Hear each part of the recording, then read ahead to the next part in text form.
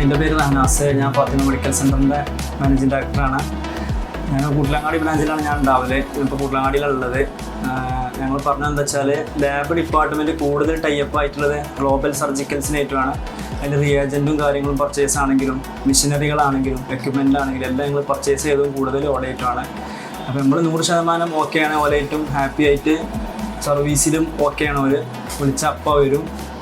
നമുക്ക് കൂട്ടിലങ്ങാടി ബ്രാഞ്ചില്ലാതെ പുറത്ത് മലപ്പുറം ഡിസ്ട്രിക്റ്റിൽ തന്നെ 5 ബ്രാഞ്ച് ഉണ്ട്. പിന്നെ അപ്പോൾ നമ്മൾ റിയാജൻ്റ് ആണെങ്കിൽ നമ്മൾ ഓർഡർ കൊടുത്താൽ സ്പോട്ടിൽ സാധനം ഒരു 1 hour കൊണ്ട് അവർ ബസ്സിന് വിടും. പിന്നെ കൊറിയർ അയച്ച് അല്ലെങ്കിൽ ആൾ ഡയറക്റ്റ് കൊണ്ടു വരും.